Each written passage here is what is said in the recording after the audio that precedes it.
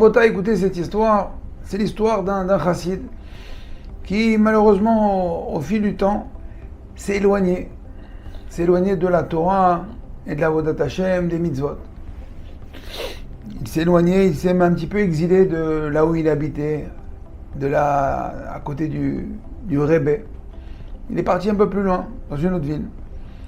Et là, il s'est un peu plus lâché, il s'est détendu, il a changé de vêtements. Il a enlevé la chemise blanche, la veste et le chapeau pour un jean, des baskets et un t-shirt. Il est parti travailler. Alors il faisait de temps en temps un petit Birkat Amazon, une petite fila à droite à gauche. Mais une fois par an, il allait rendre visite au Rebbe et à ses amis, à sa famille. Alors évidemment, quand il retournait là-bas, il s'habillait. Il mettait ses vêtements, il remettait sa veste, son chapeau. Il disait, c'est du cinéma, mais bon, je peux pas, moi, devant le Rebbe, arriver comme ça en jean, basket, c'est pas possible. Et donc, première année, deuxième année, troisième année, puis il dit rien au Rebbe, puis il dit, c'est bizarre, le Rebbe, l'Admour, normalement, il arrive à flairer les failles, il arrive à flairer que si un bonhomme, il s'est éloigné de la Torah et des mitzvot, c'est marrant, il me dit rien. Au bout de quelques années, je crois 5-6 ans, il a dit là, le cinéma, le tmanik, je peux plus. Il a décidé d'aller chez le Rebbe en jean basket. Alors, il arrive, et là le Rebbe il le regarde, il dit mais qu'est-ce qui se passe?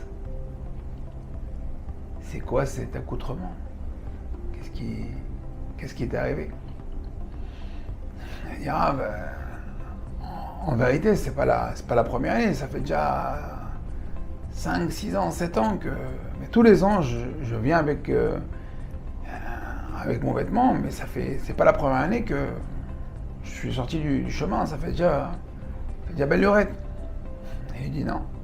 Toi, tu crois que ça fait belle lurette que tu es sorti du chemin? Mais c'est cette année que tu es sorti du chemin. Il dit, pourquoi tu es venu habillé comme ça? Il dit, parce que je peux plus, le cinéma, je peux plus. Je peux plus faire semblant. Tu fais pas semblant. Jusqu'à maintenant, tu venais habillé parce que tu croyais encore en toi. Il y avait encore en toi une flamme, une étincelle que tu pouvais rallumer. Tu croyais encore en toi. Mais là, aujourd'hui, tu as fait complètement youch. Tu as complètement abandonné. Tu as complètement désespéré de toi. Aujourd'hui, tu es sorti du derrière. En Bretagne, cette histoire se répète. On apprend que c'est pas grave.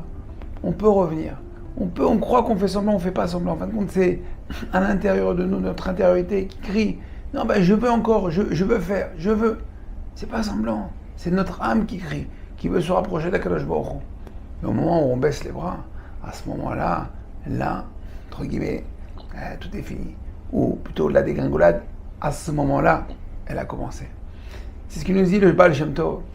Que le Baal Shem Tov, ce qui l'intéresse, c'est pas que l'homme fasse la faute.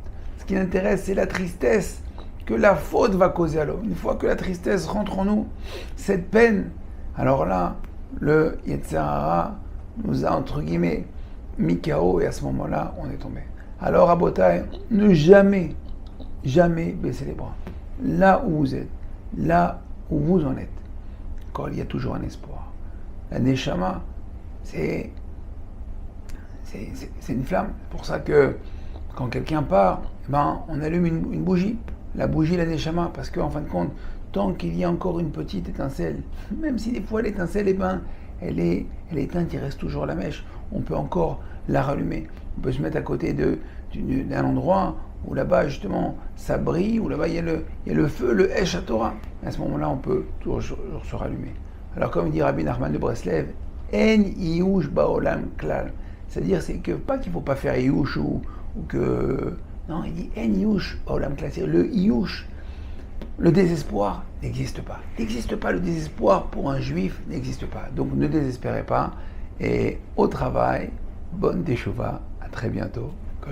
Cette vidéo vous a plu? Partagez-la avec votre réseau pour diffuser la Torah. Découvrez plus de ressources sur notre site www.ovdhm.com. Vous y trouverez nos livres en format PDF, des fiches pratiques, la DAF de Shabbat, ainsi que de nombreux articles exclusifs d'Ovdei Hashem. À très bientôt.